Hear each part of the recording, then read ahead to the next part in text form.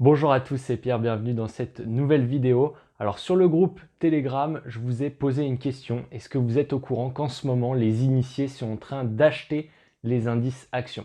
Vous êtes 80% environ à ne pas savoir que les initiés sont en train de passer à l'achat en ce moment. Donc je voulais effectivement vous présenter ça à travers cette vidéo. Elle va essentiellement reposer sur un graphique qu'un de mes amis m'a partagé. Donc d'ailleurs, je le remercie beaucoup puisque cette vidéo existe grâce à ce graphique et à son partage. Je voulais aussi en profiter pour vous remercier, vous tous qui regardez les vidéos, qui partagez ces vidéos, pour les likes, les commentaires et évidemment les souscriptions à la chaîne. C'est ce qui m'aide le plus. Donc je vous encourage à vous inscrire à la chaîne et également à rejoindre le groupe Telegram où je vous mets en description directement le lien qui permet de rejoindre ce groupe Telegram. Ok, donc c'est parti, tout de suite on y va sur la présentation de ce fameux graphique. Alors je vous le mets en grand écran pour que vous puissiez bien voir tout cela. Alors en fait c'est un graphique qui effectivement représente les achats de la part de ce qu'on appelle les initiés. Donc ce graphique il s'étend de 2007 à nos jours en fait, et en haut on voit la courbe du S&P 500, donc l'indice phare américain, la courbe noire, et en dessous la courbe verte, eh bien les transactions qui sont à l'achat de la part des initiés. Alors on voit qu'effectivement, à chaque fois qu'on a eu un pic sur ces transactions de la part des initiés, eh bien en fait c'était le point bas du marché. Et aujourd'hui, on est également dans cette phase-là où on a un pic d'achat de la part des initiés. Alors ça a très bien marché quasiment à chaque fois, il n'y a qu'une fois quand même où il est important de souligner, sur la fin d'année 2008, début d'année 2009, toute cette phase-là, où ça n'a pas totalement marché, puisque le premier pic, donc celui qui est le plus à gauche, on voit que ce n'était pas le point bas complet du marché, mais on était quand même pas loin.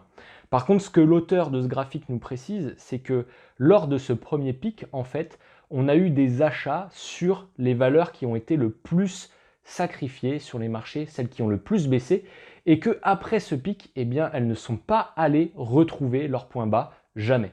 Donc, c'était en fait une première phase d'achat où les investisseurs sont allés acheter donc les valeurs les plus sacrifiées sans qu'elles ne retrouvent jamais ces niveaux de sacrifice-là. Et le point bas effectif, il a suivi quelques mois après. Voilà, donc un graphique super intéressant qui tranche quand même pas mal avec tout ce qu'on entend en ce moment sur le fait que c'est la fin du monde. Les investisseurs initiés ne pensent visiblement pas la même chose. Alors après, comment interpréter ce graphe? Et là, c'est un peu plus personnel. Comme je vous l'ai déjà dit dans une précédente vidéo, je ne pense pas que la baisse, elle soit terminée pour autant.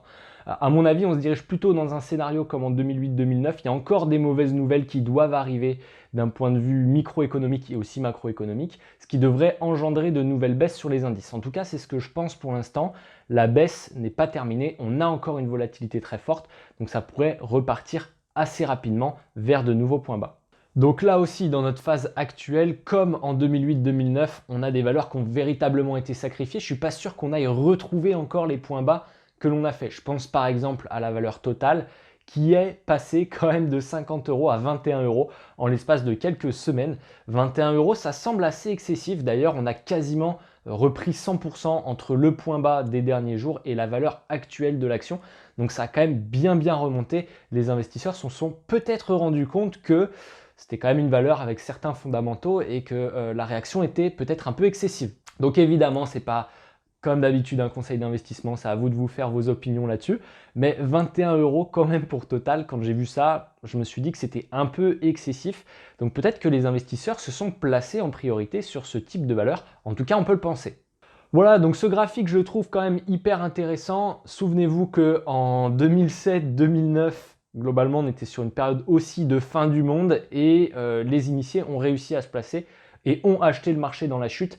Finalement, il s'est avéré avec le recul qu'on était plutôt sur des points bas et sur des points d'entrée moyen-long terme qui étaient vraiment très bons. Et en fait, ça me permet de faire le parallèle sur Morgan Stanley qui très récemment est passé à l'achat. Donc ça rejoint bien évidemment ce graphique, mais aussi à une phrase qui a été prononcée par le stratégiste de Morgan Stanley que je trouve juste génialissime. Il a dit en fait quand les officiels, donc les gens qui sont élus à la tête des gouvernements, commencent à paniquer, c'est là que le marché, lui, arrête de paniquer. Voilà. Et c'est pour cela, c'est une des raisons qu'ils avancent en fait pour le fait qu'ils soient repassés à l'achat actuellement. Alors, il y a 4 facteurs principaux que Morgan Stanley met en avant aujourd'hui pour dire que pour eux, eh ben, c'est un bon point d'achat et ils encouragent leurs clients à commencer à aller acheter. Alors, ils ne disent pas qu'il faut se précipiter, qu'on est forcément sur le point bas en ce moment, mais sur les 6 à 12 prochains mois, ils pensent qu'on sera sur des niveaux plus élevés que les niveaux actuellement.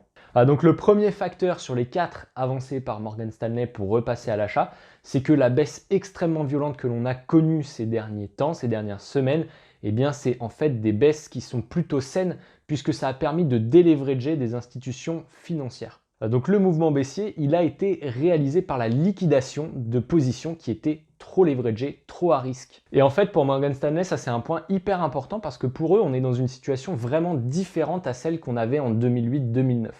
Puisque, encore une fois, d'après eux, les banques commerciales sont dans une bien meilleure santé financière que à l'époque. Pourquoi? Eh bien, c'est dû principalement au rôle des banques centrales qui font tout pour apporter de la liquidité à ces banques commerciales.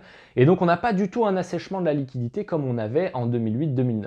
Donc, normalement, dans cette phase économique que l'on a actuellement, qui est une phase de récession, ça personne ne peut le contredire, les banques sont censées être beaucoup plus faibles qu'elles le sont actuellement. Voilà, donc ça, en fait, c'est le deuxième point qui est avancé par Morgan Stanley, c'est que le crédit reste très stable contrairement à 2008 et les banques commerciales sont elles aussi beaucoup plus saines que ce qu'on avait en 2008-2009. Et donc en fait Morgan Stanley il pense que le fait que ce soit une crise économique aujourd'hui et pas une crise financière, eh bien c'est quelque chose de bien. Puisque si on avait continué à évoluer sur nos hauts de cycle comme c'était le cas il y a quelques mois, eh bien on aurait pu se diriger cette fois vers une crise financière si on n'avait pas eu le coronavirus. Et là, ça aurait été beaucoup plus problématique pour les banques commerciales notamment.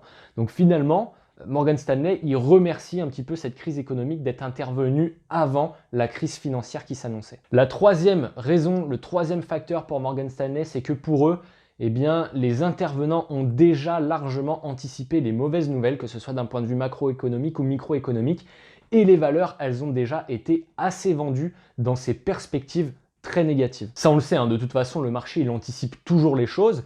Et quand on regarde l'économie par rapport au marché, le marché se redresse toujours avant l'économie. Le quatrième facteur avancé par Morgan Stanley, c'est que ses clients sont particulièrement pessimistes. Ça, je vous en ai déjà parlé dans une précédente vidéo. Les institutionnels utilisent le sentiment de marché des particuliers pour se positionner.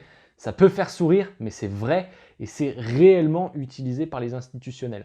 Quand tout le monde est pessimiste, eux, tout de suite, ça déclenche chez eux un sentiment d'optimisme et inversement. Voilà, et là encore, je voulais vous citer quelque chose qui a été dit par le stratégiste de Morgan Stanley, qui rappelle, c'est lui qui le dit, je rappelle que les marchés baissiers se terminent avec les récessions et ne commencent pas avec, contrairement à ce que la grande partie des investisseurs pourraient croire. Donc il rappelle aussi également que la baisse des marchés, d'un point de vue historique, ça dure plutôt entre 12 et 24 mois. Donc il n'exclut pas du tout le fait que le marché puisse continuer de se balader sur ces niveaux que lui, il juge relativement faibles. Donc à savoir sur le S&P 500, c'est aux alentours des 2400 points. Voilà, donc je sais que parmi vous, certains vont regarder cette vidéo, ça va leur faire du bien de voir qu'on a des gens qui sont optimistes pour la suite, pour les marchés. Et puis il y en a qui vont être totalement en désaccord. C'est évidemment votre droit d'être en désaccord. Ne m'insultez pas dans les commentaires parce que des fois, j'ai des gens qui pètent un petit peu les plombs. C'est l'avis de Morgan Stanley que je vous ai présenté. C'est aussi un graphique qui est factuel où on a des flux de la part des initiés en ce moment qui achètent les marchés. Donc, ce qu'on appelle les initiés, ce sont les institutionnels finalement, ce qu'on appelle le smart money, donc les gens qui ont pour métier d'investir sur les marchés. Ça ne veut pas dire qu'ils ont raison forcément, c'est juste quelque chose que l'on constate par rapport au passé et aussi actuellement ce qui est en train de se produire en ce moment. Donc évidemment, vous pensez ce que vous voulez et vous êtes totalement libre de penser ce que vous voulez. Pour autant, je pensais que c'était bien dans cet environnement très pessimiste d'apporter un petit peu de nuance. Il est important, je pense en tout cas c'est mon avis, d'avoir plusieurs avis justement pour se faire une bonne opinion. Voilà, en attendant, j'espère que cette vidéo vous a plu. N'hésitez pas, comme je vous le disais, à vous abonner pour avoir d'autres vidéos de ce type et d'autres types. Je vous remercie beaucoup pour votre attention et je vous dis à très bientôt. Ciao, ciao.